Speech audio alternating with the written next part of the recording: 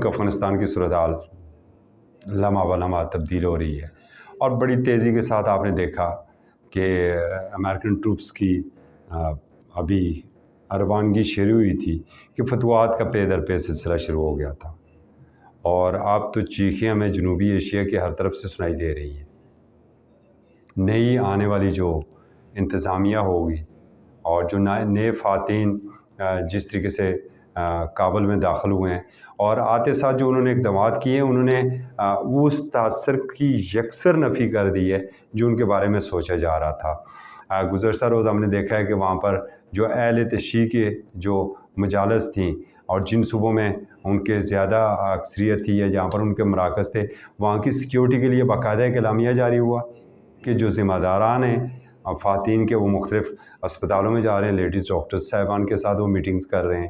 آپ دیکھ رہے ہیں کہ اسٹیٹ جو چینل ہے وہاں پر اس کی نشریات شروع ہو گئی ہیں، فیمیل اینکرز بیٹھ کے وہ پروگرام کر رہی ہیں، فیمیل رپورٹر جو ہیں وہ فیلڈ کے اندر پروگرام کر رہے ہیں۔ تو یہ بڑا اچھا ایک پازیٹیو جسٹر ہے، اور اس سے یقیناً وہ جو خدشات اور تحفظات تھے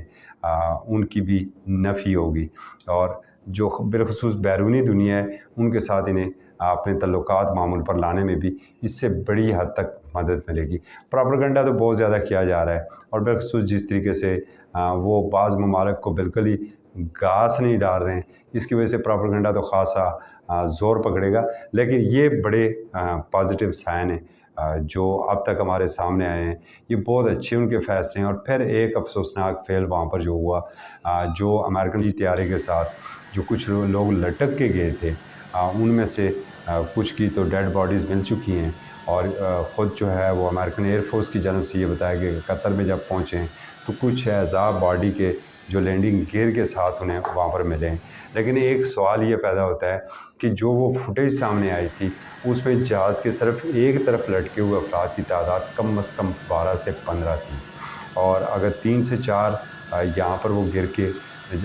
جان کی بازی ہار چکے تھے تو باقی کہاں پر گرے، اس کے حوالے سے ابھی تک کوئی تفصیلات کہیں سے سامنے نہیں آئی ہیں، اور آنے والے دنوں میں ہم بات کریں گے ماہرین کے ساتھ، پھر ان سے پوچھیں گے۔ اجازت دیجیے، اللہ حافظ۔